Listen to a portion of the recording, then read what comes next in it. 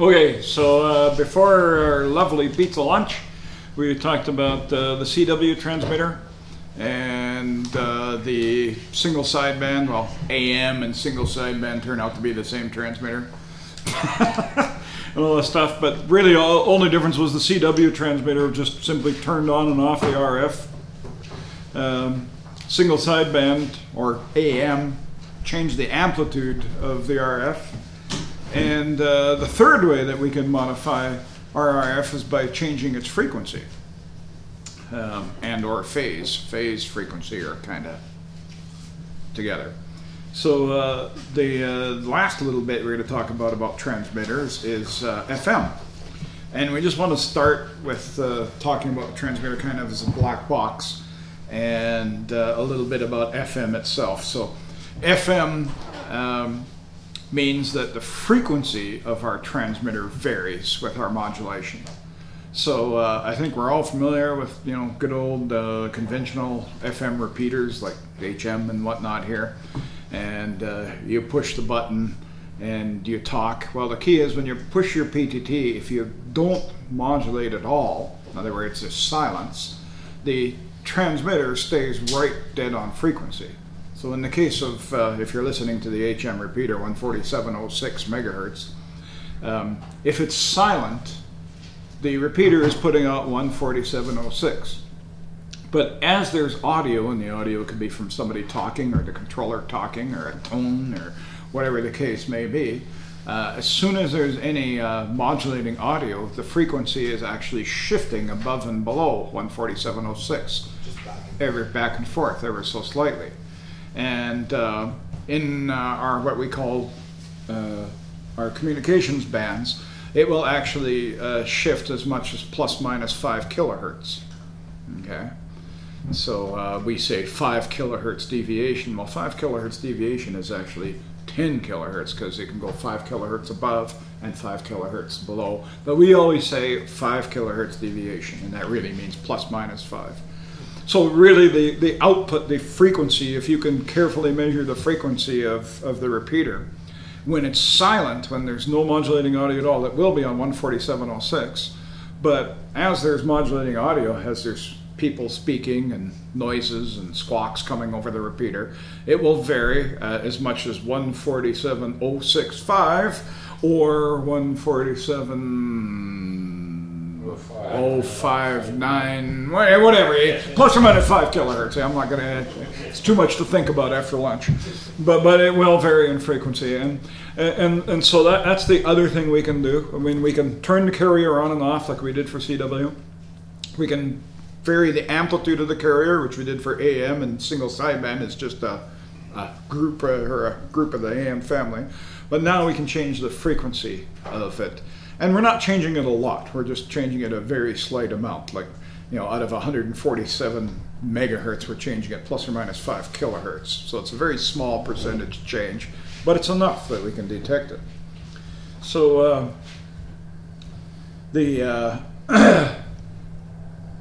back in the AM days, it was pretty simple to say, okay, well, if you had a 1 kilohertz whistle into the microphone, the output of that AM transmitter is going to be the carrier and upper and lower sideband. And if it's 1 kilohertz, that upper and lower sideband are going to be exactly 1 kilohertz away. It's the sums and the differences. Well, with FM, to come up with the sidebands is actually a very complex calculation that requires some pretty advanced university level calculus to do it. So we're not going to go there. But the sideband structure of FM is very complex. There's lots of sidebands, and it's a complex thing to figure them out. People have mathematically determined them. Believe me, there's mathematicians who just eat this stuff for lunch. They love it. So the modulating signal, our audio, shifts the frequency. So once again, if we're whistling into our microphone at a nice 1 kilohertz tone, like a nice steady, what's happening is that carrier, which is normally at 147.06 in our example, is going to be flipping back and forth, up and down in frequency 1,000 times a second. Okay? How far it moves away from 147.06 depends on how loud the whistle is. Okay, so once again, if you yell into your microphone, the transmitter is going to deviate wider up into that 5 kilohertz is kind of a brick wall. If you're talking quietly into your microphone, the transmitter is only going to deviate a small amount from the center frequency. So the modulation is called deviation, or deviating from the center frequency. So the only time the transmitter is actually sitting on the center frequency and when there's no modulating audio at all, when it's completely silent. As soon as there's any modulation at all, it starts shifting or deviating from that center frequency. Okay? And how fast it moves away from that center frequency depends on the frequency of the modulation. And how far it moves away depends on the level, how loud the modulation is. So it's quite a complex mathematical thing to figure out how all the sidebands work. It's nowhere near as easy to understand and clear cut as AM.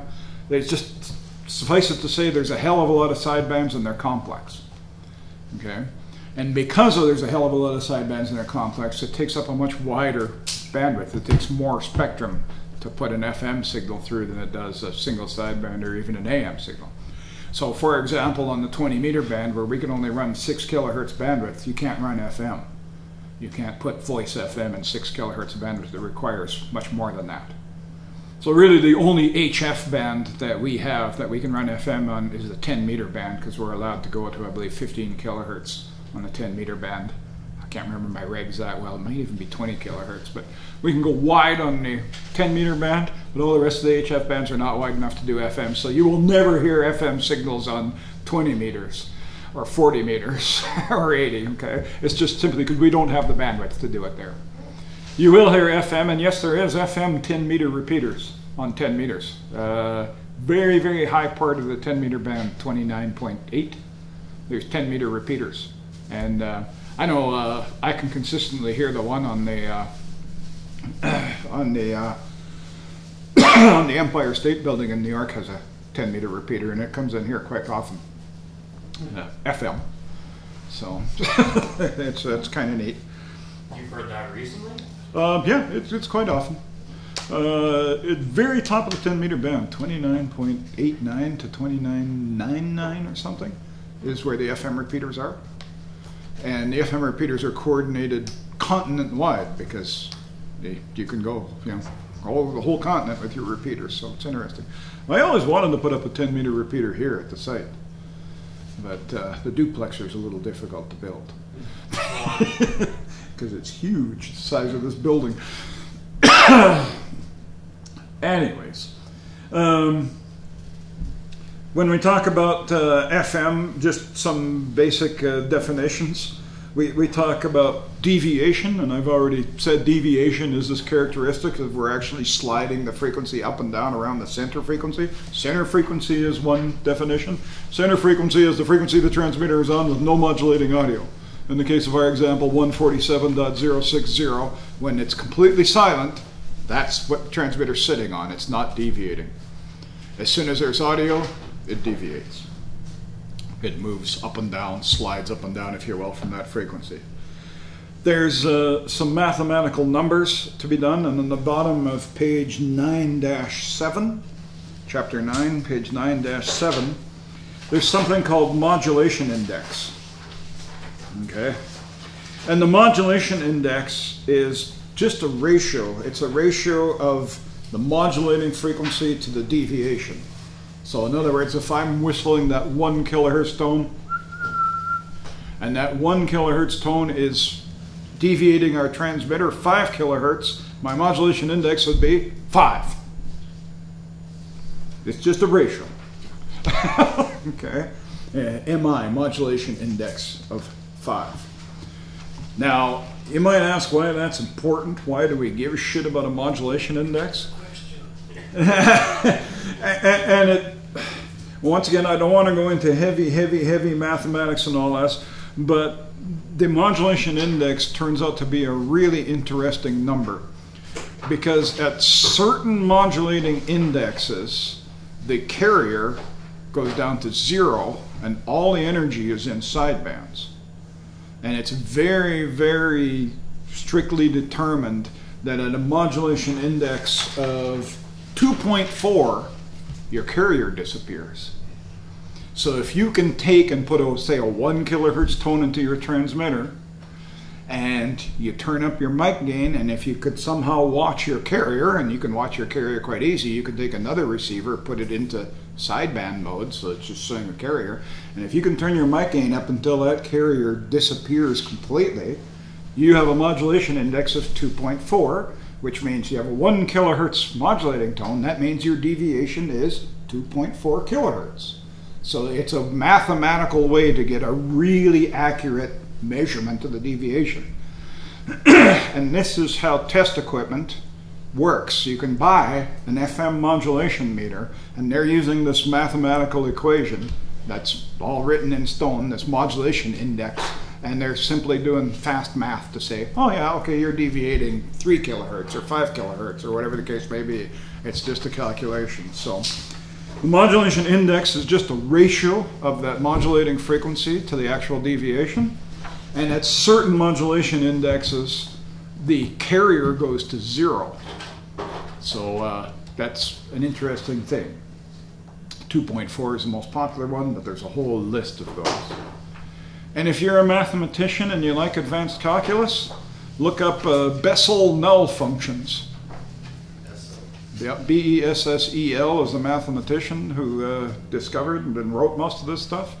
And he characterized FM waveforms and did all the modulation index calculations and all that kind of stuff. And it's all written out. You don't need to know them, but you just be aware that modulation index is an important number, and it's an important number more from the measurement side of things. I want to know that is this transmitter actually deviating plus or minus 5 kilohertz?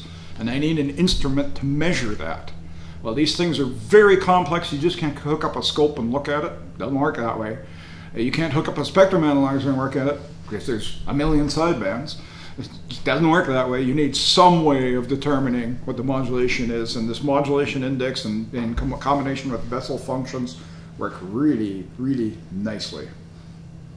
Okay.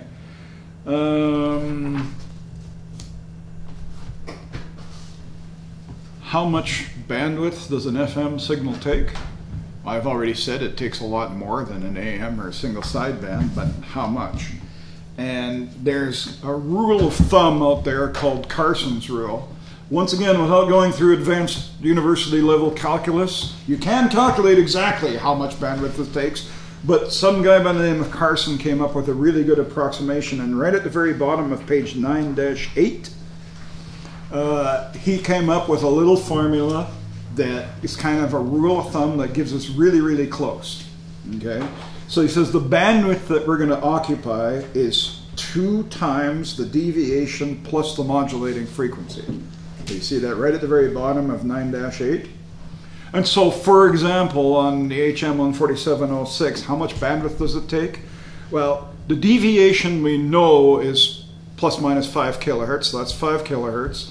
And the modulating tone, well, let's say we're whistling with that 1 kilohertz tone, so 5 kilohertz, right, is the deviation. We're whistling 1 kilohertz in, so 5 plus 1 is 6. So 2 times 6, so the bandwidth of that thing is roughly 12 kilohertz. And believe it or not, that's actually very close to the real number. But you don't even want to know how to calculate the real number. It's ugly. Okay, but Carson came up with this general, call it a rule of thumb. It's a very good approximation to figure out what the bandwidth is of an FM signal. Does that make sense? And yes, there is a question on the exam saying an FM transmitter is being modulated by a 1 kilohertz waveform and its deviation is 3.5 kilohertz. What's the approximate bandwidth occupied?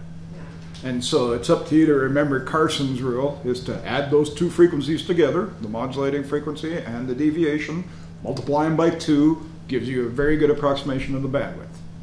Okay? It's a hell of a lot easier than learning advanced calculus, believe me. Okay. Okay. Define center frequency of an FM transmitter. Well, the center frequency is the frequency the transmitter sits on with no modulating audio. In our example, 147.06 is the center frequency. Okay.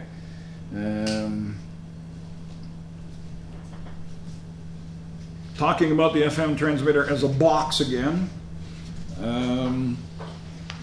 Important characteristics of an FM transmitter are frequency deviation. Well, that's what we're sensing is frequency deviation, so that's pretty important. Frequency stability. Once again, if our 14706 transmitter is drifting all over the place, well, now we're detecting not only just the instantaneous change in frequency, we're detecting this drifting, and it makes for a mess. And the last one is something called linearity. In other words, when this thing is deviating plus and minus 5 kilohertz, it's doing it in a nice fashion, not jumping all over the place like a jackrabbit. And no, I couldn't find any reference to those three. FM transmitter important characteristics are linearity, frequency deviation, and frequency stability. But somebody will find those. The one on 922 on page 9-7 just has deviation, modulation index, and deviation ratio. Yeah. So you're saying there's a different one?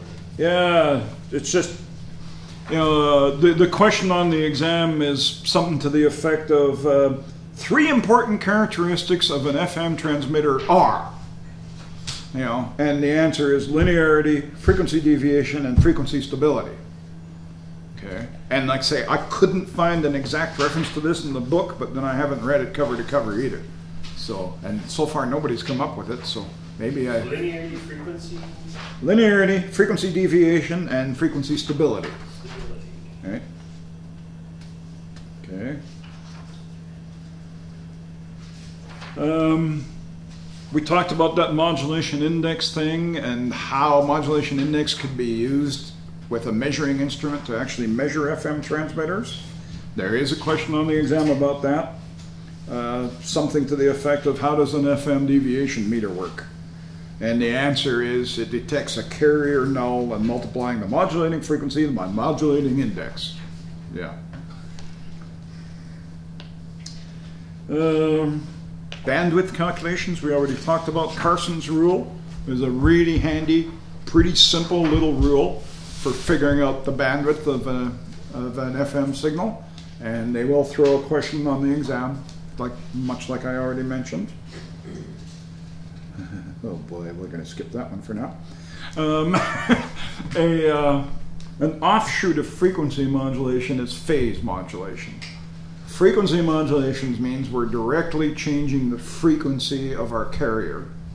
Phase modulation means we're changing the phase of our carrier. Once again, without going into all kinds of advanced mathematics, they belong to the same family. Looking at them from the outside world, if you're a mosquito landing on the antenna, they're the same. It's more of a mathematical function that is slightly different than, but effectively they're the same. They're same to the point that all of our so-called FM transceivers, whether it's a handheld or a mobile or the multi-$1,000 Kenwood tabletop VHF, UHF thing, they are all phase modulated. It turns out that phase modulation is simpler and cheaper to do than real frequency modulation. The only things that I've ever seen in all my years that are truly frequency modulators are broadcast FM stations. And those transmitters start at about $100,000 and go up. So you pay a lot for true frequency modulation. Everything we have is phase modulated, although we say FM, and they are very closely related. There is a slight mathematical difference that the theorists can argue about all day long. Okay. One thing about phase modulated transmitters is the way the audio is treated. So we're going away from the RF and we're coming down to the audio. Imagine speaking into a microphone, I'm talking that audio. On a phase modulated or a PM transmitter, all audio is not treated the same. It turns out that lower frequencies of audio, bass voices, low voices, go through the modulator much better and with much less loss than high-pitched voices. Okay? And so, for example, low male voices will actually deviate the transmitter better, farther, than, say, a higher pitched female voice. And it's a known characteristic. The mathematicians have nailed this down. So what we do in all of our PM transmitters, our phase modulated transmitters, is in the audio amplifier we actually put in an active filter that leaves the bass frequencies alone but boosts the high frequency portion of your voice. And we do that because the phase modulation scheme doesn't modulate those frequencies the same. So what we do is we have an active filter built into the microphone circuitry on your transceiver. You don't even know it's there, but believe me, it's there. And what it's doing is it's taking the high frequencies, the higher pitched portions of your voice, or if it's a female voice, pretty much the low voice, and it's actually amplifying it, and it's putting into the modulator at a much higher level than the low frequencies. That is called pre-emphasis. We are pre-emphasizing the audio. It's done at the audio stage. It's done in the microphone amplifier. And then on the other end, on the receiver, we do the exact opposite. We de-emphasize it. Because if we would just detect it normally, it would sound kind of funny. Your voice would sound very tinny because all the high frequencies are highly emphasized. And so what we do is in the FM receiver, we do the exact opposite. We de-emphasize it. So de-emphasis means we take the high frequencies and we bring them down, and we leave the low frequencies alone to flatten everything out again. And this pre-emphasis and de-emphasis, they're designed by engineering standards, and the manufacturers follow them, and as long as the manufacturers follow them, the audio sounds perfectly clean through the whole circuit. And we can virtually ignore it. All of our radios have it. You may not even know it's there until today, but it is there. And we can virtually ignore it because it's transparent to us. But it does happen. On a phase modulated transmitter, there is an audio pre-emphasis and de-emphasis. So now you're saying that the big radio stations, they have true FM. So FM modulation. yeah. So what happened then when you my tuner with my de-emphasis? Yep. The broadcasters put emphasis on for a slightly different reason than that. It's just because higher frequencies tend to shift the carrier much faster. The FM carrier, because remember, the distance the carrier goes away from the center frequency depends on how loud you go, but the speed it moves depends on the frequency of it. So a low frequency, the transmitter has lots of time to shift that frequency, but at high frequencies, it needs to shift that frequency very quickly, up to about 15 kilohertz in broadcast. And modulators are lazy. They don't want to change their frequency that quickly. And so to give them a boot, the broadcasters also pre-emphasize. So enhance those high frequencies, so the high frequencies are hitting that modulator much, much, much with a higher level than low frequencies. And likewise, your broadcast FM receiver at home has a circuit built into it, and it's an industry standard. All the manufacturers put it in, and it de-emphasizes. And just to piss people off, European and Asian FM broadcast stations use different pre-emphasis than North American stations. So a lot of times if you have a hi-fi FM tuner, you'll have a switch on there that says pre-emphasis, and it'll have two different numbers. And one's for the North American standard, one's for the rest of the world kind of thing. So that's where that comes from. But getting back to our two-way radio, our communications, everything is phase modulated. Pre-emphasis and de-emphasis is there. From voice communication aspect, we don't even care. It's there, it does its thing, we don't hear it, it's transparent to us. The one thing that we do have to worry about is if we're running a digital mode. For example, if we're running APRS into the microphone jack of a regular radio. Okay. APRS, as you well know, is just made up of two tones. And the two tones go squeak, squawk, squeak, squawk, squeak. One tone is a logic 1, one tone is a logic 0, and these two tones are just flipping back and forth, back and forth, back and forth. Is all it is. It's just two tones that go back and forth 1,200 times per second. 1,200 baud, and it goes over a standard voice channel on usually on 144.39 if it's APRS. Or it could be other channels or other frequencies too, and stuff like that. Those two tones are sent out at the same level, audio level, And the receiver on the other end expects to receive them at the same audio level. Okay? But since you have pre-emphasis in there, one of those tones is lower in frequency than the other. So when it goes through your phase modulated transmitter, one of those two tones is going to get amplified somewhat. It's going to go through the air, it's going to get received, and assuming that receiver has a good de-emphasis circuit, it's going to be put back down so the other tones look the same and it's all happy. Okay? So even if you did that, if you took a microphone jack and hooked up your little APRS machine to it, and likewise on the other end somebody took their headphone jack and plugged into it, great, it'll work because the pre-emphasis will do its thing, the de-emphasis will do its thing. However, a lot of our radios have a little 6-pin or 8-pin jack on the back that says data communication. Okay? And, ooh, that's handy. You can just hook up a little wire and hook this thing up. You don't have to take up your microphone jack or your headphone jack. It's got this little thing. Well, in most radios, that data communication bypasses the pre-emphasis and de-emphasis. So you got to pay attention to that. So if somebody is out there and they're using, say, the microphone jack on their handheld to transmit a APRS, they're expecting that whoever's receiving it is going to be de-emphasizing that. Otherwise, the tones will be out of kilter, and you're going to get a lot of misreceptions and a lot of errors. Okay, so yeah. So, like I say, we don't even think about it, but in some cases, and data is the big one, it is something to think about. The modern radios with, excuse me, with APRS built in, they modulate without pre-emphasis and de-emphasis. So these little Yaesus, like AFT2s and the Kenwoods and stuff, it's all built right into the radio, and they do that, and they expect all the signals they're receiving to be no pre-emphasis. So causes a problem sometimes. Okay, pre-emphasis, de-emphasis, yes. Once again, we talked about our FM transmitters. Our communications transmitters, deviation is plus minus 5 kilohertz. That is, once again, a brick wall. We use severe limiting clipping to keep our deviation to that plus minus 5 kilohertz.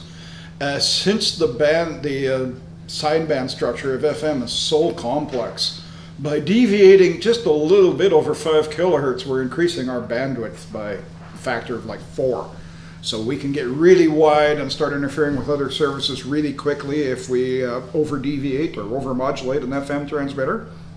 So modulation limiters are key. Every transmitter has one, and every one is basically a brick wall at about 5 kilohertz, and you really don't want to hit that brick wall.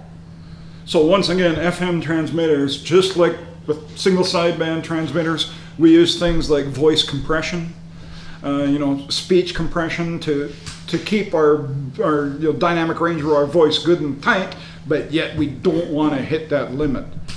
That being said, every FM transmitter has a hard clipper built into it. If you plug a microphone in that's got really high levels, you're going to sound like absolute crap on the air because your voice will be highly distorted when it's too high. It's a common thing. These guys that have the HF, VHF, UHF rigs, they'll be on HF and they'll have their mic gain turned up to about 75% and their boom mic on and yapping away on a DX, and then they'll flip over to a 2-meter repeater and they'll forget to turn the mic gain down. And as soon as they go into the FM modulator on the radio, the FM modulator is going, holy shit, okay, brick wall, you're into that 5 kilohertz filter, and your voice sounds absolutely horrible. It's almost ununderstandable, is that a word?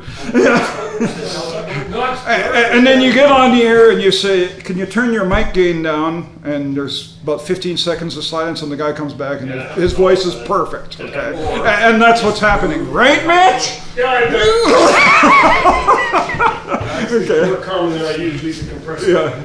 Yeah. Same So FM transmitters have that same, you know, speech clipping and compression and stuff like that that AM and single sideband does.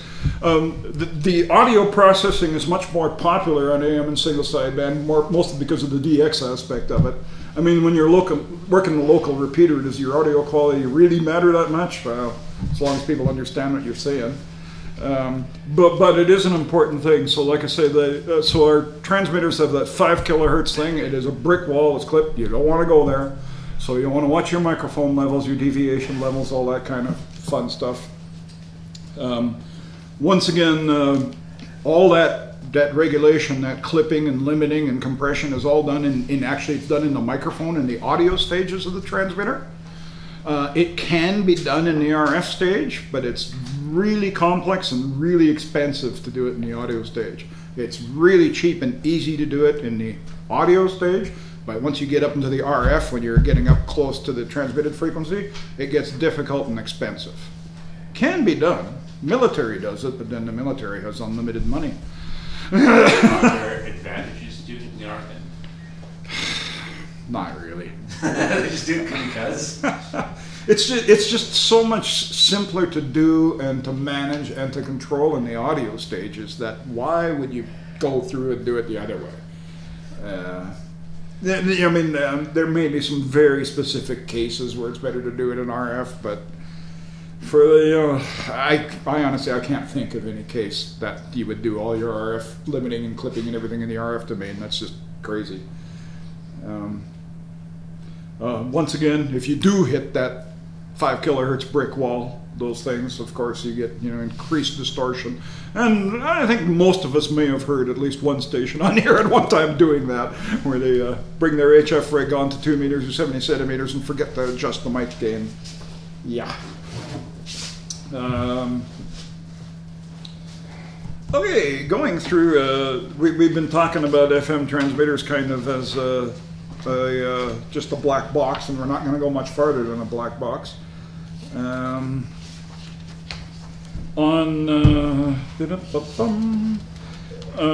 to page 9-16, we actually have a little block diagram there of an FM transmitter, and we'll just quickly go through the block by block part of it there.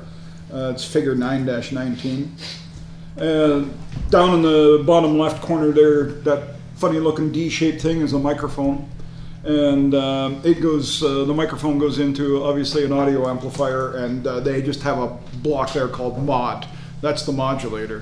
This is where the magic happens, where they take your voice turned into an electrical signal, and they apply your voice to an oscillator, and your voice actually changes the frequency of that oscillator ever so slightly.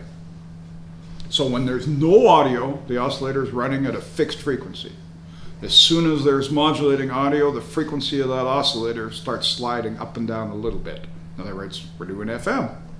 We're frequency modulating that oscillator. That oscillator is usually at a low frequency. It's not at our final RF. So that oscillator usually goes through a frequency multiplier, and we studied those yesterday. We looked at how a single transistor can multiply frequencies by 2 or by 3 or by 5. And it may go through multiple stages of multiplication. It may go through multiple multipliers, but for now it's going to get multiplied, and out of that multiplier is the final frequency that we're coming out on, usually in the VHF or UHF range. And then, of course, it goes through a power amplifier to turn that few milliwatts into 10 watts, 15 watts, 25 watts, whatever we're putting out, and off to the antenna. Okay, so the actual frequency modulation is done way back in the audio stage. We're actually changing the frequency of a oscillator. And you ask, how the hell are we doing that? On page 9-17 at the top of 9-17, there's a little schematic diagram there that is figure 9-21. And that right there is a oscillator that is getting frequency modulated by our voice. Everybody see that? Isn't that cool? Where's the mic coming? Modulating signal input, down in the bottom left. Okay. Oh, okay. And then RF input from oscillator comes up there. Right? And what we're doing is we're yapping, and we're tying in between that, on that C2 and RFC1. And the RF is coming from the oscillator, also into the gate of our FET. Those two things are doing magic, and lo and behold, you have the varying frequency coming out of that thing. This is a phase modulator, by the way. This is not a frequency modulator. Mm-hmm. So we're just changing the phase of the signal. And once again, they're very similar. Mathematically, they're different. From our purposes, we can consider phase modulation and frequency modulation to be the same.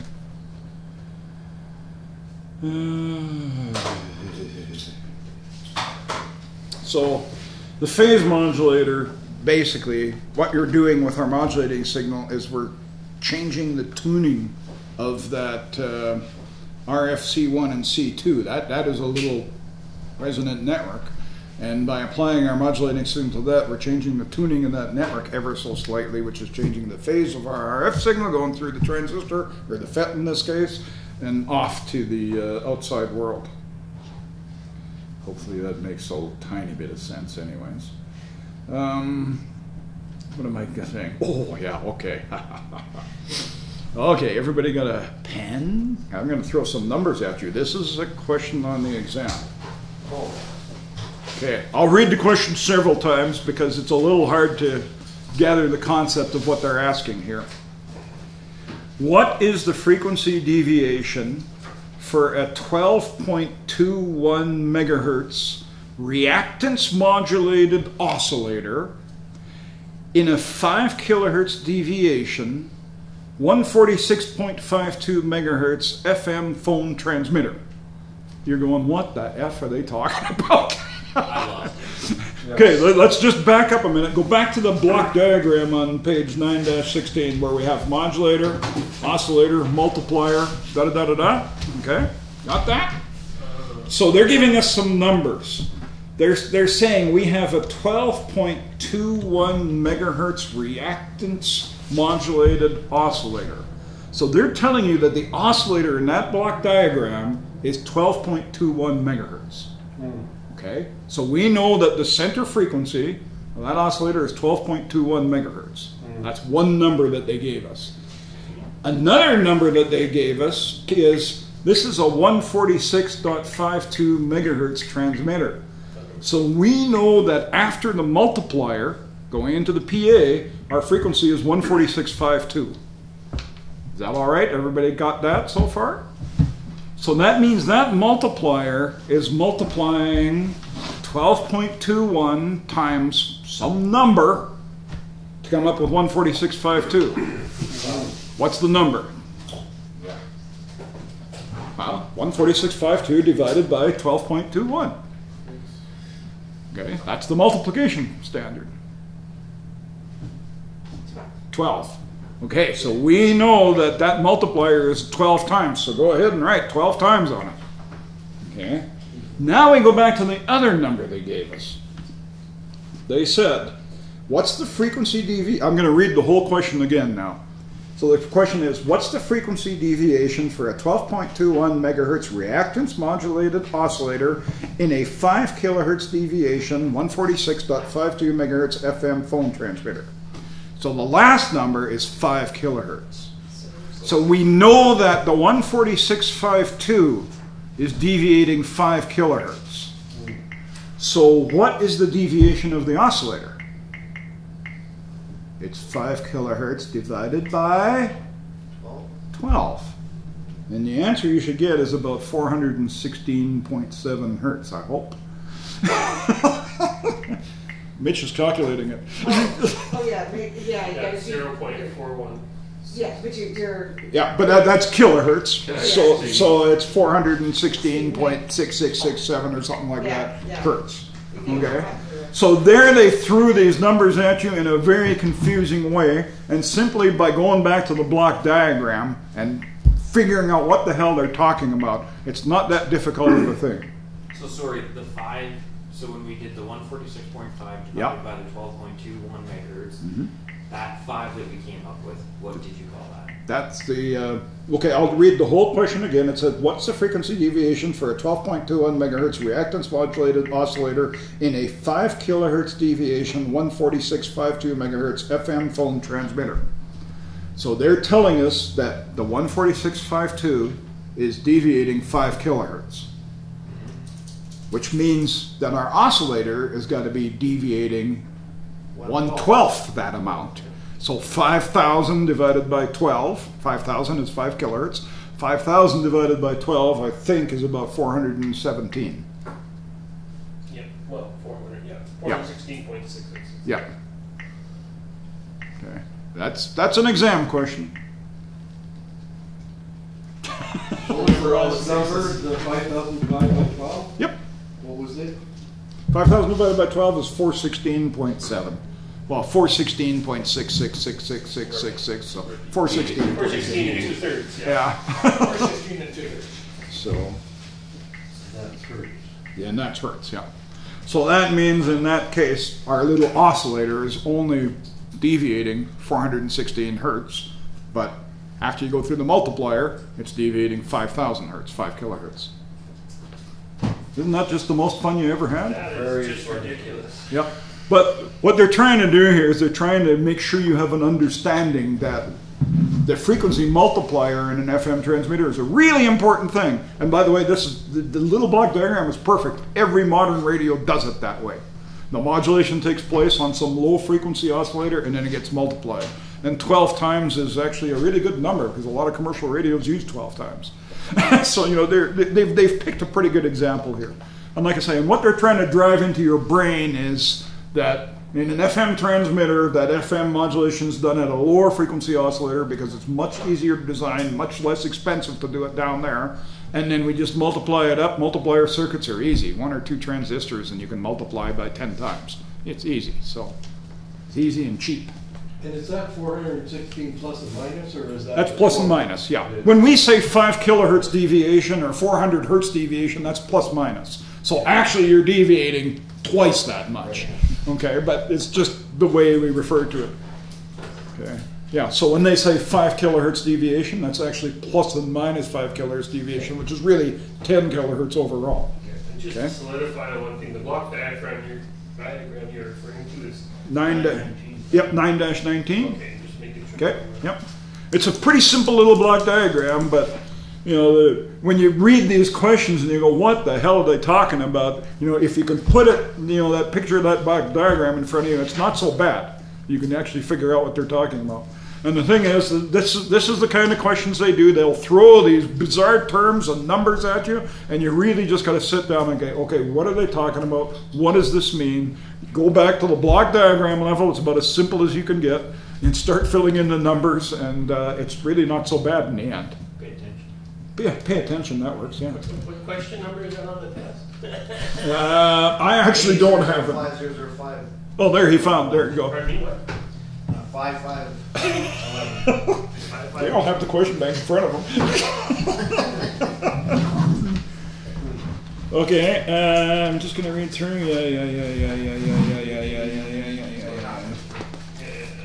Okay, so that ends our discussion on transmitters. So to make a long story short, we'll just do a really quick review. To transmit our signal, we use an oscillator, come up with a frequency, and we may multiply that frequency, we may not. We amplify it and we put it on the air. And we can modulate it in several different ways. We can simply turn it on and off, better known as CW. We can amplitude modulate it, which gives us AM and double sideband and single sideband and all those derivatives. And we can frequency modulate it or phase modulate it and change its frequency. So we can either turn it on and off, we can change its amplitude, or we can change its frequency. Those are basically the 3 primary ways that we can change this RF to put intelligence on it. Although if you listen to the repeaters in the morning, I don't know if you call it intelligence. But Can I record this? He actually said it. some of the conversations I hear kind of make you shake your head. Yeah, So, okay, with that, we're on to, believe it or not, considerably more information is contained in receivers. Now that we know how to transmit a signal, we have to learn how to receive it on the other end. And so we're actually jumping back in the book to chapter 8. They do receivers before transmitters. I like to do it the other way around. On my little outline, transmitters was a quarter, 3/4 of a page. Receivers is lots. So a little bit of information here to be absorbed. And I'm going to start with a lovely presentation.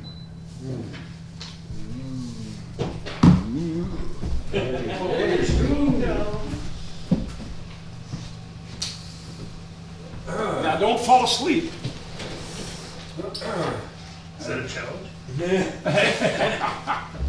Yeah. Don't fall asleep. So,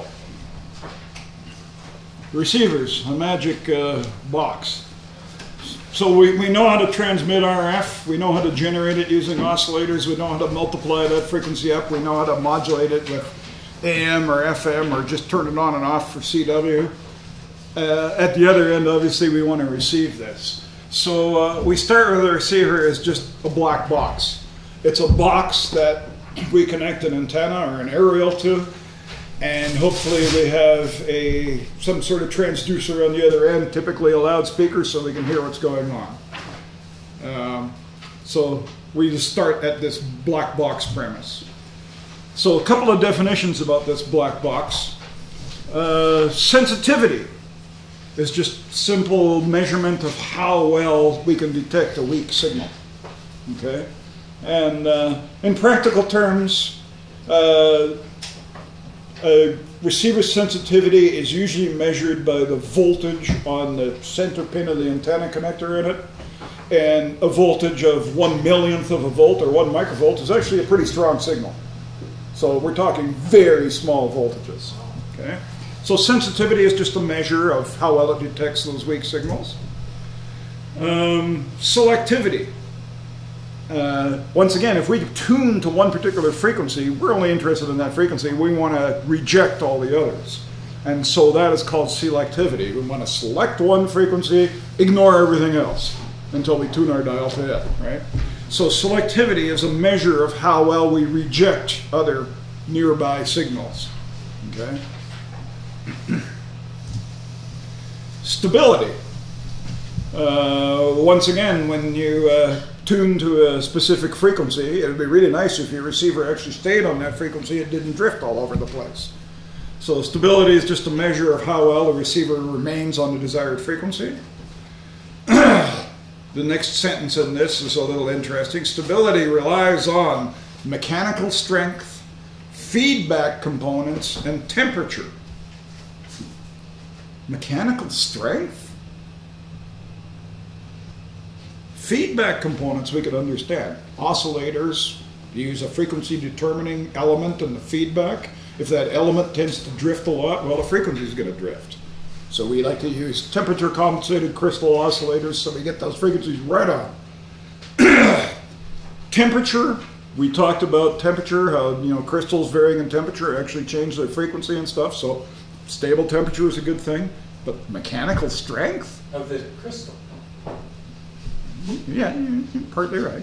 Remember, crystals, and crystals are still the fundamental building blocks of all our modern oscillators, crystals are a mechanical device. They are physically vibrating. Okay? So if they are treated to shock, mechanical stress, stuff like that, it will affect their operation. Okay? So something we don't really think about. Because we think about crystals as, oh, they're just a high QLC circuit. A lot of times we forget that they are actually a mechanical device. There is physical motion happening there. So, mechanical strength, does actually play into it. Poor stability in a receiver is usually due to local oscillator deficiencies and or power supply deficiencies. Obviously, if the local oscillator is drifting up and down, well, that's deficient. And if your power supply has got all kinds of hum and noise on it and inducing weird stuff, well, that's a deficiency too. So, the noise floor of a receiver. Everything generates noise. Every device, solid-state device, passive device, resistors generate noise. Everything generates noise. So the noise floor is the weakest signal that can be detected above the receiver's own generated noise. This is not such a big deal on HF, because HF, the nature of our HF bands is there's a lot of noise out there, natural and man-made. But once we get up into the VHF, UHF, and into the microwaves, the spectrum out there is actually very, very quiet. There's very little background noise. And so most of the noise when we get into VHF, UHF, microwave is noise generated within our own receivers. So noise floor, not such a big deal in HF and shortwave general cover receivers. It tends to be a big deal once you get up into the high UHF and into the microwave. So dynamic range. Dynamic range is the ratio between the strongest tolerable signal without causing any distortion and the weakest signal. And once again, this is the thing that you're listening to a weak station on 20 meters and your neighbor 2 houses away keys up with his 1,000 watt amplifier on 2 meters. Can your receiver handle that, or does it die? Okay, so it's dynamic range. What is the strongest signal that we can receive as opposed to the weakest signal to receive without causing things to go south on us? Noise figure. We kind of talked about noise floor. Well, noise figure is an actual number. It's a ratio that describes the internally generated in the noise. It's a number that describes the level of the noise generated in the receiver. Okay. The lower the noise floor, the quieter your receiver is, and therefore the greater sensitivity you'll have for weak signals. Okay. And once again, noise figure specs are not too important for HF, because HF has a lot of man-made and natural noise already. It's much more important in the VHF, UHF, and microwave areas. Okay. And the primary source of noise is at the RF stage, by the way. Desensitization. Everybody who has a 2 meter, 70 centimeter radio in their vehicle and has been nearby somebody else with a 2 meter, 70 centimeter radio has probably experienced desensitization at one time or another. You're receiving a signal and a nearby transmitter keys up and your receiver basically goes deaf for the duration of that transmission. It may only be a second, may be a long time. And as soon as that nearby transmitter turns off, your receiver returns. What's happening is that strong nearby signal is causing your receiver effectively to shut down. So we just call it desensitization. Okay? It's a big problem in repeater sites like this, where we have multiple VHF and UHF transmitters and they can all be on at the same time or on at random times. And it could be a real job trying to manage to make sure that none of these transmitters are desensitizing the receivers. Some people never get it right. Intermodulation. Woohoo! Intermodulation is a form of signal or signal distortion caused by the mixing of more than one signal in the received mixer. We're going to get to the block diagram of a receiver, but once again, we're going from RF down to audio. So we're going to bring that RF in and we're going to mix it down to a lower frequency and probably mix it a second or maybe even a third time down to audio. However, if another third-party signal gets into that mixer, we will end up with hearing things out of the speaker that we never wanted to hear. Okay? So that's called intermodulation distortion. Intermodulation distortion is usually caused by anything that's nonlinear, i.e. the FET preamp in your receiver, mixing multiple signals together, and it all comes out as a bunch of squawkily gobbledygook, and you really can't make heads or tails out of it. Anybody drive through the downtown with their 2 meter radio on? You've heard it. Okay, that's intermodulation. That's caused by multiple strong signals coming in and getting mixed in the radio. So, Okay, there you go. We're going to start with the simplest receiver out there, something called the tuned RF receiver. And if you take a look at this receiver, we have an antenna or an aerial or whatever you want to call it.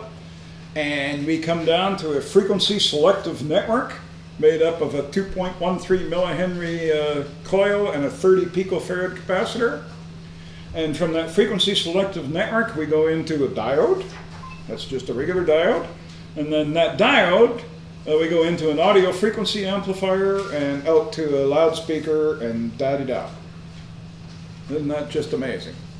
So, the question is, what radio station are we listening to? Come on, you guys have the calculators.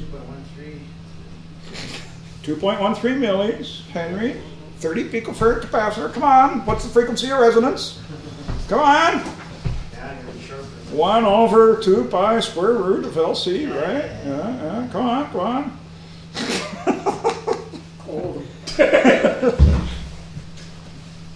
Probably your favorite 630 thing.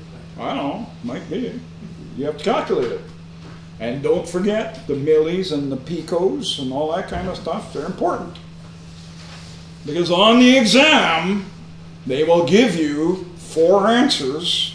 One will be correct and the others will be really correct, but they move the decimal point up and down. So if you miss the millis or the picos or the micros, you can very well pick the right number, but it's not the right answer. It's like in high school physics. The first rule is standardize all your units to their default states. Yeah. Move them to, like in this case, you move into a Henry. And yeah. So.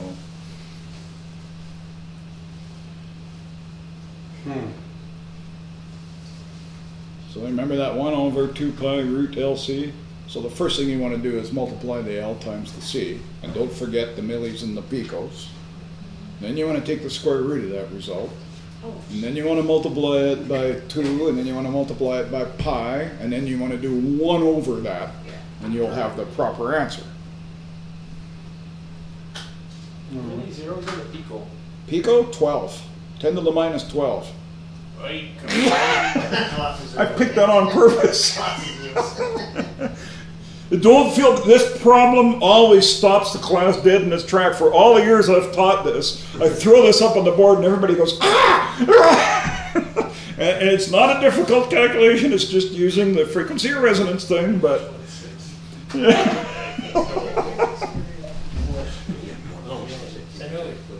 6 or 3? Huh? Milli. 6 or 3? Milli is 0.001. 3 zeros. Oh. So 2.13 millihenries is 0.00213 henries. Right? 30 picofarads is 0.0000030. Oh my God.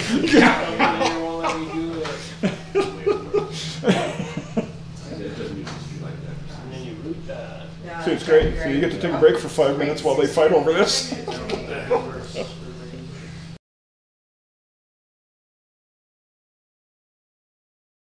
No, me neither. Can you do it on the board? Because I also got a little bit lost. Okay. To be honest. I'm just going to slide that up. The picture will stay there. yeah, it actually displays remarkably well. Yeah, actually it does if the board is clean. It's not real clean here, but okay. So we had frequency of resonance is equal to 1 over 2 times pi times the square root of LC. Okay, so we know what 2 is, we know what pi is, we know what L and C is. So the first thing we want to do is we want to put L and C in here. So L is... Isn't that the wrong formula? Yeah, it's The different. square root is over everything. Yeah. Oh, it's the square root That of... one on that sheet is wrong. Sheet is wrong. Oh, don't look at that sheet. This is the right formula. Yeah. So this is not correct then? Well, this is the formula that I was using. Yeah. Yeah, that's That's why I got the answer of, It's 2 pi root LC then. I got the answer of 25.49 megahertz, like. Yeah.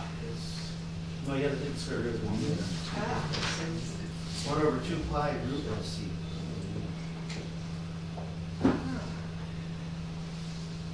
I think that's right. That's actually in the old green book if you want to find it in there. Oh, I see, yeah. Wrong, I had the wrong formula. Yeah. You got the wrong formula. Well, it says square root of 2 pi LC, the whole thing. Yeah. Yeah, no, stop. There's cheat sheet. So here. Yeah, no, don't believe that cheat sheet. Oh, Only okay. cheaters buy the cheat sheet. What can we not believe then, Jerry? How far does this go? It's in this green Did book. I have that right? 1, 2, 3, 4, 5, 6, 7, 8, 9, 10, 11, 12. Yes, that would be right. Yes, 3 to the minus 11. Yeah. Oh, that's right. Okay. Okay. So Okay. multiply that by that, Huh. Big square root. and then take the square root of it. We'll let the guys do this.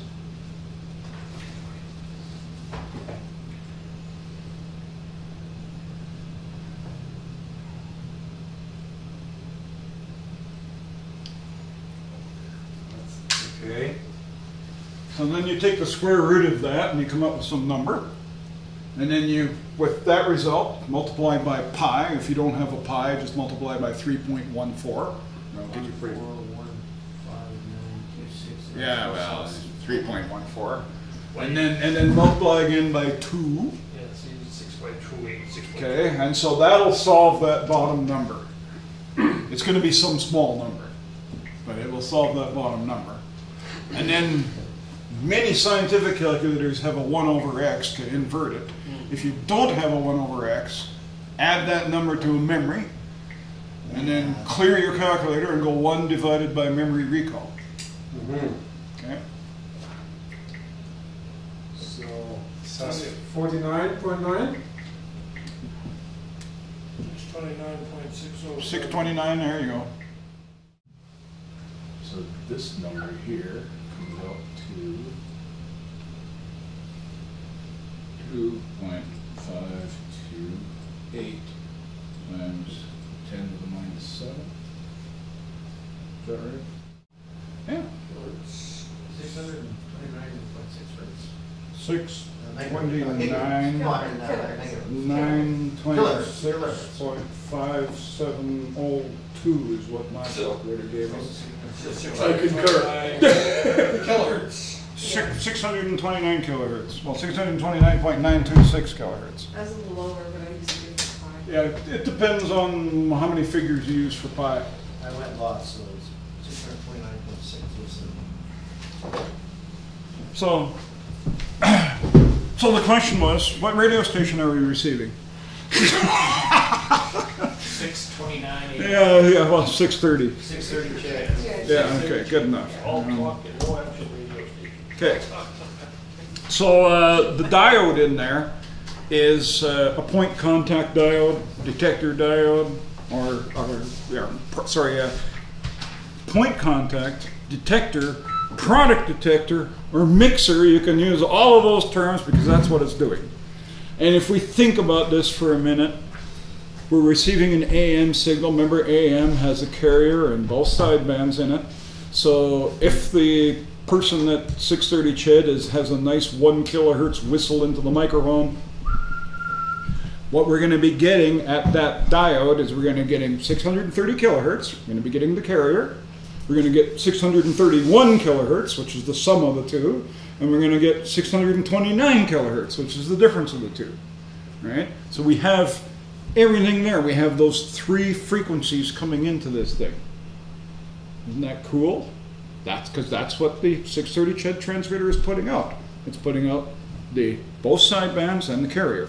So it's putting out 629 kilohertz, 630, which is the carrier, and 631.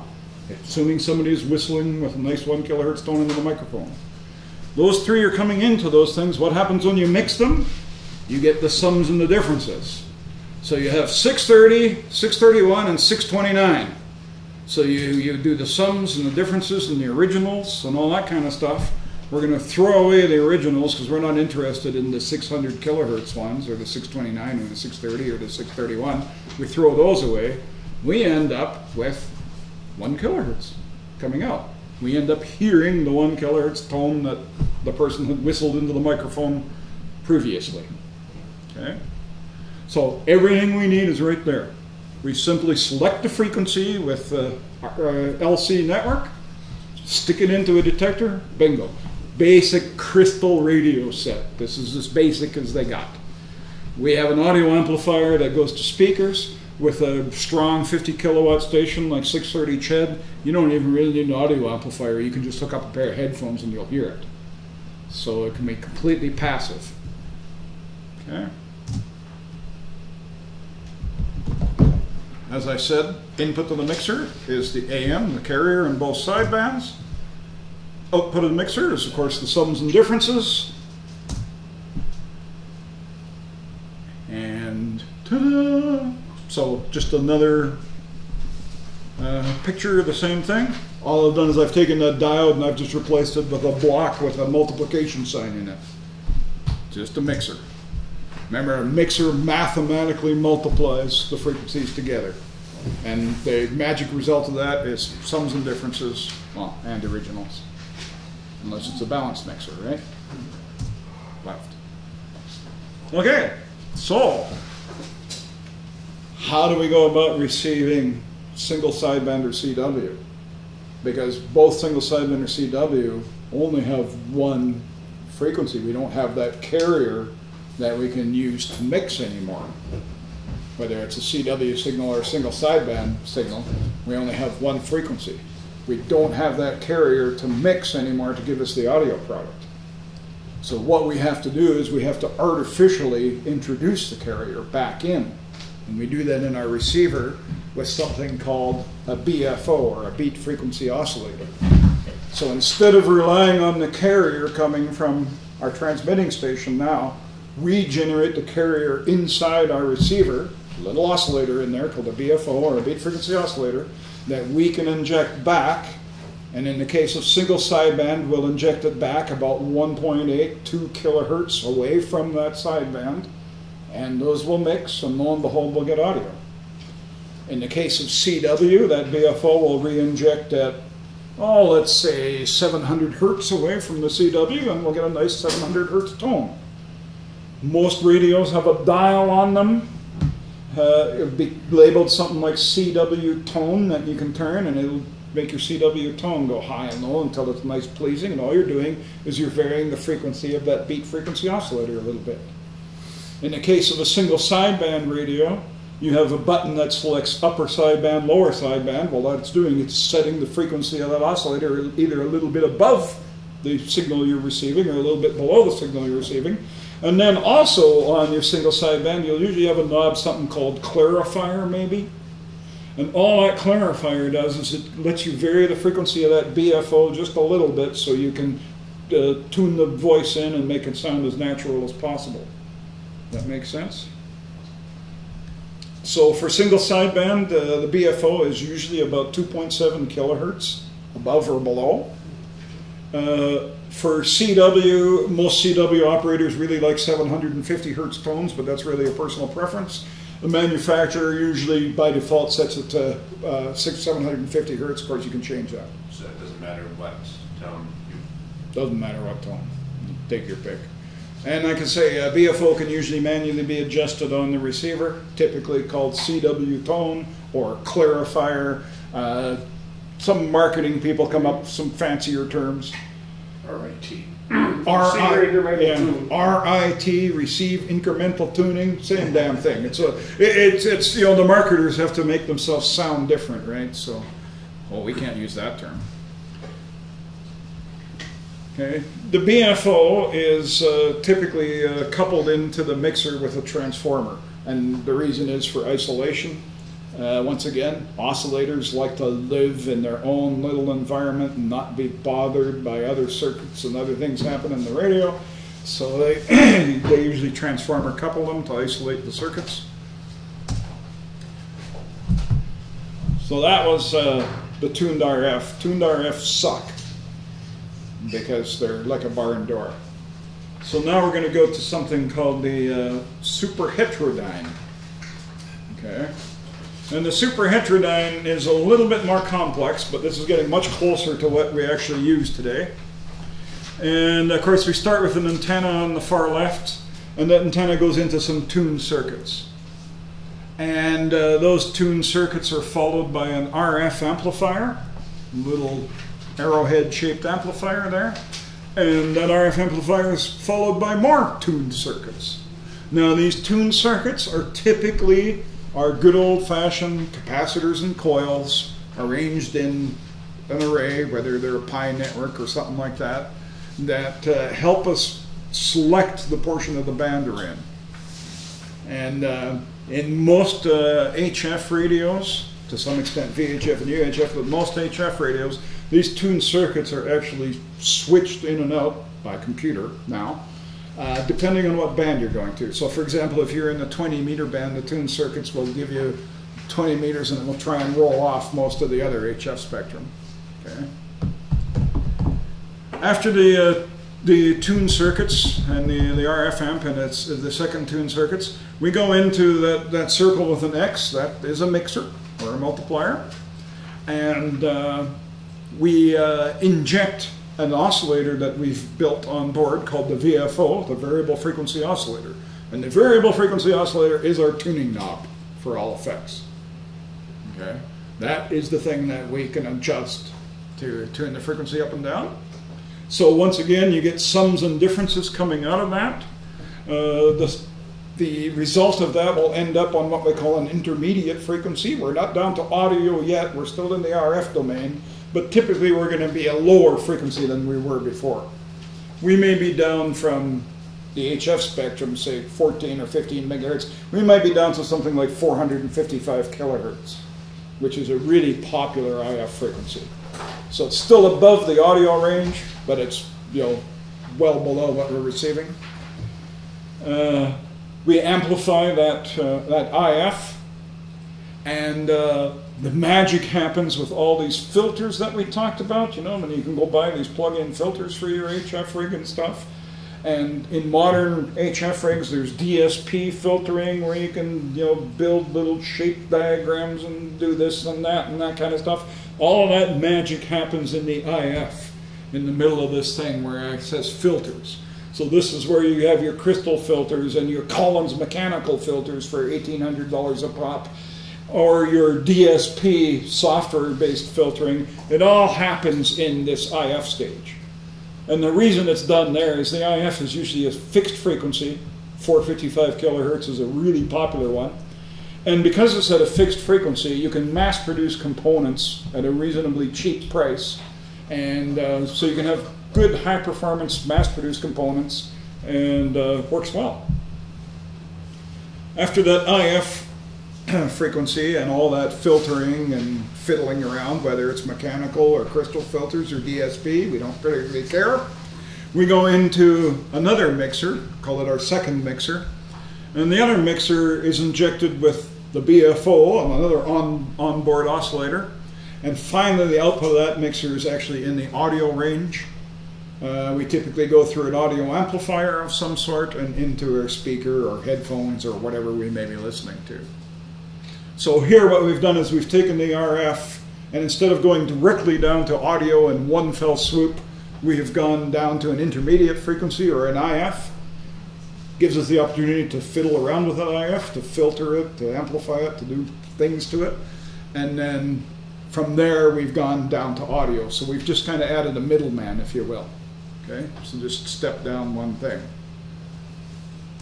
Okay, so if we want to kind of break this up into three general areas, we have the RF section, or the front end of our receiver, is those tuned circuits in that RF amp. Okay, the IF section is the IF amplifier, including any filtering and stuff that maybe happen there. And then finally the audio frequency section, which is, of course, the audio amplifier, speaker, headphones, sound card interface to your PC nowadays, all that kind of stuff. That's all AF. The one area that the RF section is, in the old days, they used to call that a pre-selector. Okay. Today, I guess it's still sort of a pre-selector, but that term has kind of fallen out of use. But the front end is kind of the pre-selector. And the front end is the only part of this whole receiver where the input and the output frequencies are the same. Everywhere else in this receiver, the input and output frequencies change because after that RF section, you go into a VFO, so the frequency is different. After the IF, you go into, you go into a mixer, so it's different. After the IF, you go into a mixer, so it's different. So really the one stage where RF in, RF out are the same is in that pre-selector or in the front end, so to speak. What does IF stands for again? Intermediate frequency. Oh, intermediate. Yep. Well, I actually threw it up there. Intermediate standard IF frequency is 455 kilohertz. Like I say, that is a very popular one. There's tons of manufacturers out there that build little tiny RF components for 455 kilohertz. Very high performance amplifiers, filters, DSP, all that kind of stuff are readily available. Okay, you ready for some more? Okay then. What frequency is our receiver tuned to, if the IF is 455 kilohertz and the VFO is 13.845 megahertz? 97.3. Well, if you like Chad, you like 97.3. Yeah. No, they're owned by two different companies. Chorus Entertainment. No. So what's the other numbers? What frequency are we tuned to if the IF is 455 Right. and the VFO is 13.845? This is a little bit of a trick question, so believe me, there's two correct answers. There's two correct answers here, so... 14.3 or 13. Yeah, it already 13.39. says that. Okay, so why is there two correct answers? Because it's the sum and the difference. And honestly, to our receiver, remember that mixer, two frequencies in, sum and difference out, right? So we don't know if we're actually receiving 14.3, which is in the ham band, or 13.39, which is in the shortwave listening band. The receiver is going to receive them both equally well. As a matter of fact, if there happens to be signals on both of those frequencies, guess what? You're going to hear them both. Okay? That could be a real problem. Okay? And that thing of being able to receive two frequencies equally well is called imaging. Okay? The desired frequency in our case, since we're hams, is 14.3. That 13.39 is what we'll call an image frequency. It'll come right through our receiver, we'll hear it clear as day, but it's really not desired, it's an image frequency. But unfortunately, the way our mixers work, we really have no choice in it. What we can do is we can try and filter out 13.39 in our front end section, those filters. Hopefully those filters are selective enough that 13.39 is a low enough level that it's not going to come through. But if it happens to be a transmitter that's nearby, all that front end filtering is not going to help you. If it's strong enough to come through, it will. Okay, so really the only way to eliminate those images is to filter the crap out of them. And sharp filters are expensive. Okay. So there's other ways to do this. We go to a double conversion. So once again, we have our antenna. I've kind of abbreviated the front end into one block now, but if you remember the front end, there's tune circuits, an RF amp, tune circuits. We go into a VFO mixer. It comes out at an IF frequency. Now we go into another mixer, where we just call local oscillator, or LO. It comes out at a second IF frequency. Then we finally go into our final mixer, or our third mixer with the VFO, and that comes out at audio. So in this case, we're doing what we call a double conversion. So we're starting at a frequency, we're converting down, and then finally we're getting to audio. Does that make sense? Very, very standard, typical frequencies for the first IF is 10.7 megahertz, another kind of industry universal standard, and once again 455 kilohertz. So now we're taking our signal from whatever it is, down to 10.7. We can filter it, we can amplify it, we can do all that stuff at 10.7. We convert it down to 455. We can once again filter it, we can once again amplify it, we can do all that, and then finally we go down to audio from there. Okay, and modern HF rigs will have, with all this DSP filter and stuff, and you can go into menus, it'll go IF1, and it will let you adjust all your filtering. IF2 will let you adjust all your filtering and stuff. And that's what they're doing, is these two IF sections have independent filter settings and gain settings and all kinds of neat stuff. If you buy, the shall we say, the upper echelon of HF rigs nowadays, and it doesn't matter if it's Kenwood, Icom, Yaesu, whoever, when you get the big gun DXer kind of rigs, the amount of fiddling you can do in these two IF sessions is almost endless. The options are just crazy. These guys will shape these things to exactly the way they want them, and then change it all. Okay, another thing is something called automatic gain control, or AGC. And most modern HF rigs have either a button, a dial, or a switch, or a menu option to go in and adjust something called AGC, automatic gain control. So automatic gain control basically automatically reduces the receiver's sensitivity or gain when a strong signal comes in. And once again, this goes back to you're listening to an extremely weak DX station and the guy down the block keys up 1 kilohertz away with his 1000-watt amplifier. Your receiver sees that and automatically shuts down the gain of all the amplifiers. The RF amplifier, the IF amplifiers, and even the audio amplifier will get shut down so it doesn't blow you out of your chair and blow your speakers with this really, really strong signal. Okay. AGC affects everything. It can be derived from the audio, it can be derived from the IF, usually it's IF and or audio derived, and it will shut down the front end amplifiers, it will shut down your first and second IF, and sometimes your audio, most AGCs don't actually affect the audio, they usually shut down the IF and RF stages. Okay? How quickly AGC responds is really up to the manufacturer. Most of the upper echelon HF rigs, you can actually adjust the time delay of the AGC. In other words, how fast is the AGC going to kick in when a strong signal appears? And you can adjust the speed that it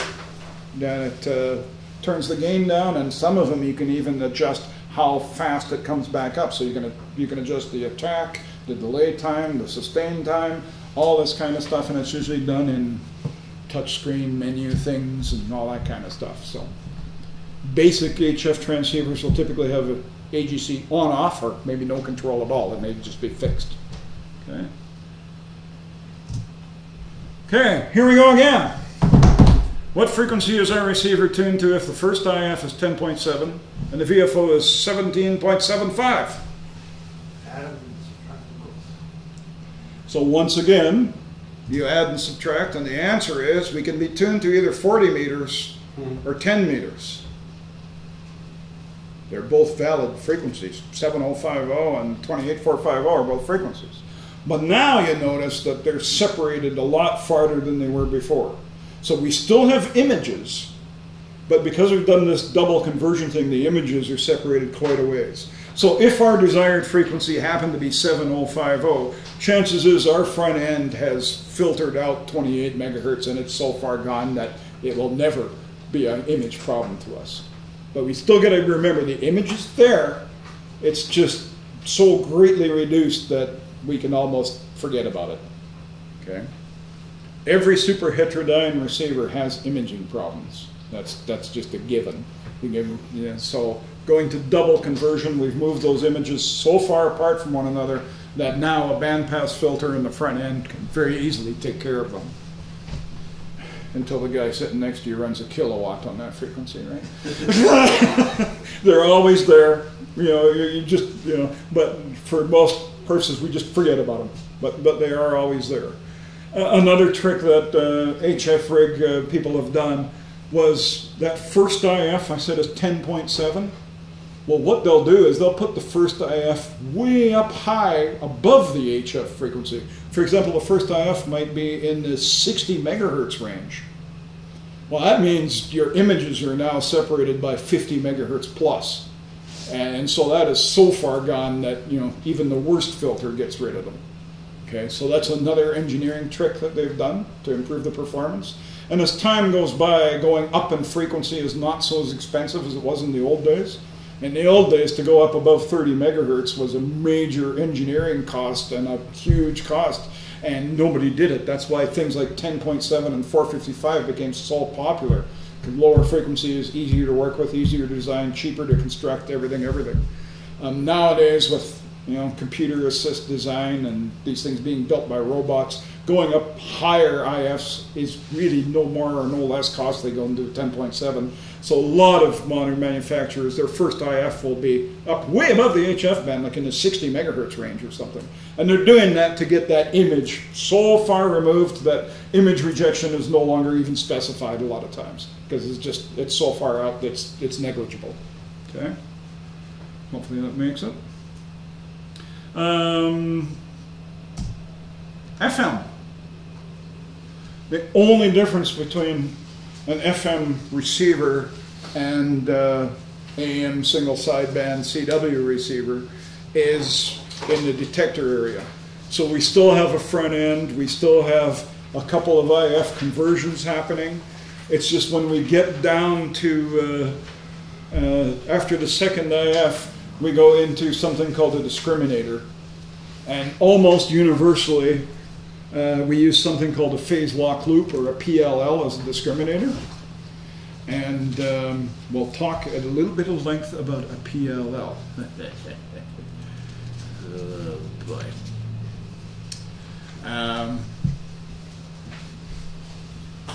Do I have to go next on my notes here first? Hang on, I can't remember. The phase lock loop is, for purposes of discussion right now, is a block on a block diagram that has a fixed known frequency and it compares it to an unknown frequency. So think of it as a frequency comparator. You have a known frequency and you have an unknown frequency. And the difference between those two frequencies comes out as a DC voltage. So if the frequencies are identical, the voltage is 0. If the unknown frequency is higher than the reference frequency, the DC voltage goes up. If it's lower, the DC voltage goes negative. Okay?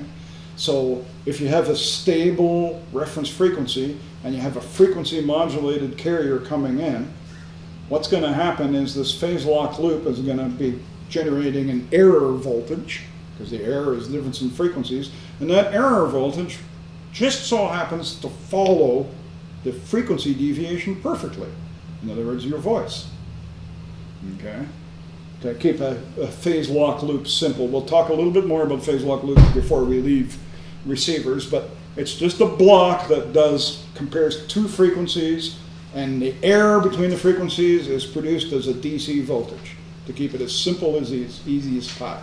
We don't necessarily have to understand every in and out of PLLs, but they are the backbone of modern radios. Now they're all digitally controlled and all that kind of stuff, but the physical principle is still the same. You're taking a known frequency, comparing it to an unknown frequency, and generating an error voltage. Okay? So in the case of FM, remember, we had a carrier. When you don't talk at all, you're sitting right on that frequency, and when you start talking, you're sliding that frequency up and down, you're deviating it. Well, once again, if we can take that frequency and put it into this PLL, and we have a stable known, which is generated by a local oscillator, and that one, all we have to do is look at that slight variation in frequency. We convert that to a DC voltage. Well, a DC voltage, put it into an audio amplifier, to a speaker, lo and behold, we hear our audio back. It works, and it works very well, and it's kind of the universal building block for FM is PLLs. It's pretty slick. Yep, it's pretty slick. So talking a bit more in general about receivers as a black box, we use frequency conversion to increase selectivity and optimally design tuned circuits. So frequency conversion is using those IFs. Increase selectivity, what? What I mean, well, remember, selectivity is how we can reject everything that we don't want, and we only want to hear what we're tuned to selectivity. So what we're talking about is IF. This is where we can put those crystal filters, or the Collins mechanical filters, or the newfangled DSP filters. Okay, so by using frequency conversion down to an IF, at the IF we can put all this heavy filtering in and increase our selectivity. Optimally designed tuned circuits means all the tuned circuits are designed for one frequency in the IF. They don't have to be designed for a band of frequencies or a number of bands. They're tuned for one frequency. And it's way, way, way easier to design an RF circuit for one frequency than it is for a band. Okay, so that's what they mean there. You can carefully choose your IF frequencies for adequate image rejection. We talked about those images and how they can be a problem. And by choosing our IFs and spreading the frequencies out, we can basically make those image problems disappear. They're never truly gone, but we can make them so far out in left field we don't care about them. Double conversion receiver has less image interference than a single conversion receiver. We kind of showed that. However, multi-conversion receiver suffers from more spurious signals, or what we call birdies, because of all the extra oscillators and mixing frequencies in them. And every super heterodyne receiver has birdies, because there's oscillators in there running.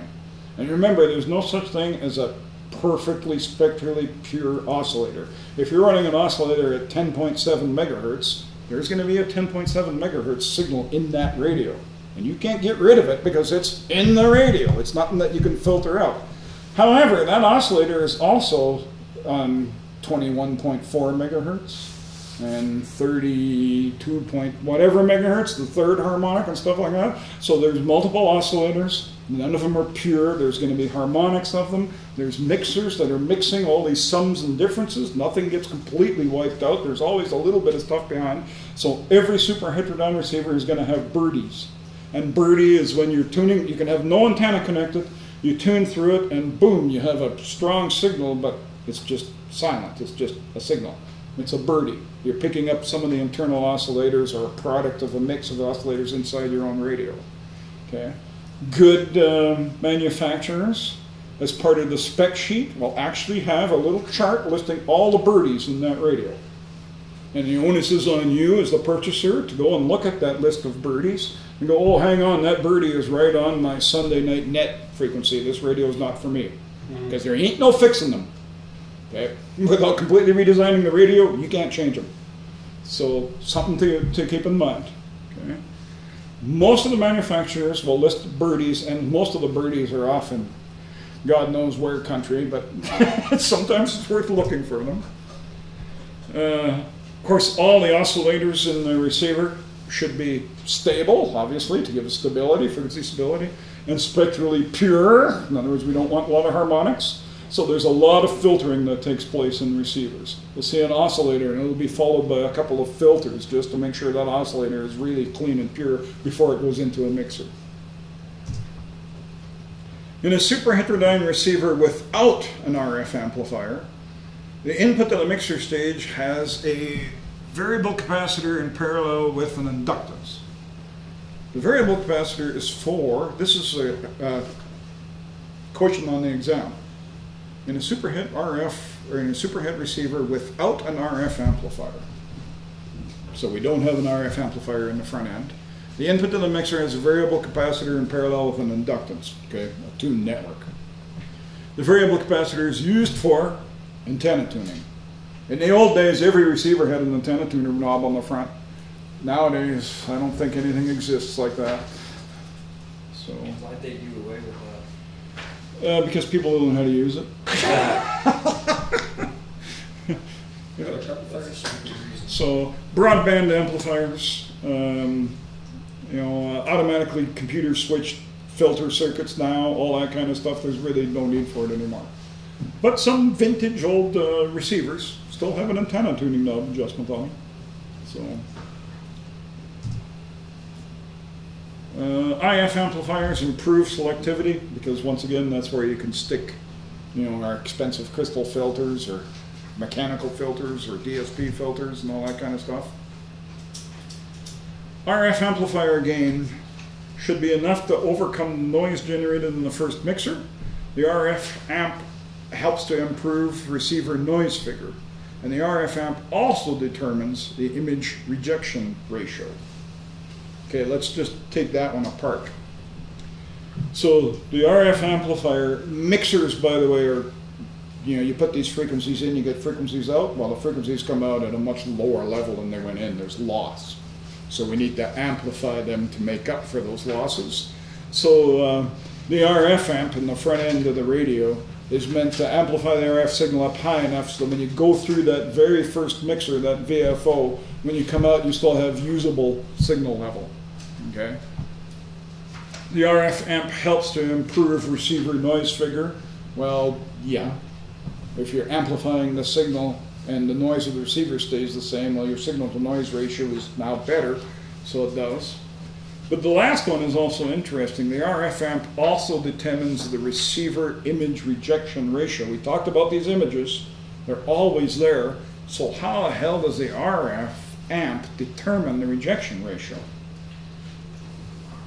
If you remember looking at that block diagram, we had tuned circuits, RF amp, tuned circuits. It's those tuned circuits on each side. Okay, so if we make those tuned circuits a band-pass filter, okay, they're going to help reject that image. Even if the image is close by, they're going to help to some extent to reject them. And the better we make that filtering, the more image rejection we're going to get. Okay? So it's a little bit misleading when it says the RF amp determines rejection ratio. It's actually the filtering before and after the RF amp that determines rejection. It's not the amp itself. What else we got? If a receiver experiences distortion on strong signals only, there's probably a problem with your AGC, like you forgot to turn it on. Okay. So automatic gain control, remember, is this thing that shuts down the receiver when there's a really strong signal. If it happens to be turned off or malfunctioning, a really strong signal will cause the receiver to distort and make all kinds of squawky noises because it's not turning its gain down.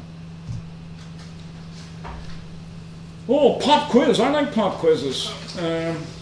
In what stage of a receiver is the input and output tuned to the desired RF frequency? This is right off the question bank. In what stage of a receiver is the input and output tuned to the desired RF frequency? There's only one place where the input and output stay at the desired RF frequency, and that is in the front end. Yep. Because remember, we had those tune filters, amp tune filters, they're all at the same frequency. After that, we go into mixers and the frequencies change. Oh, geez, there's the answer, the RF amp. Okay. What stage of a receiver lies between the tunable and fixed tune circuits? And the correct answer is the mixer. Once again, this is really just block diagram level stuff. They're not asking you to draw a schematic diagram of a mixer. They just want you to understand how these things work together. What's the function of a mixer? But once this is all off the question bank, these questions, by the way. Change the frequency of the incoming signal. To the IF frequency, that's correct. Why does a single sideband receiver require a BFO? Because we have no carrier. We need to add back in, so the suppressed carrier must be replaced for detection. That's their answer. Not my answer, that's their answer. Okay.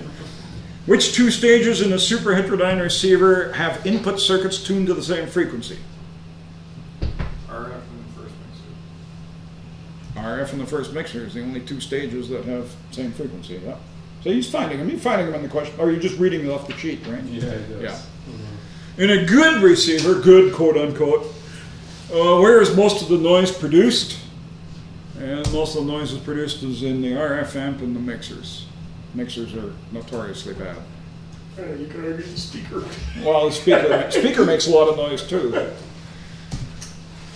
And why should we use a VHF-IF frequency in an HF receiver? And of course the proper answer is, we talked about the images, to move the images as far away as possible from our operating frequencies, right? Oh, okay. Okay. So, There you go. maybe you do double. That works. Okay, we're done with this for a while. And it's 10 to 3, so why don't we take 10, and you can visit with Lloyd and Mitch, and let's come back at 3:02.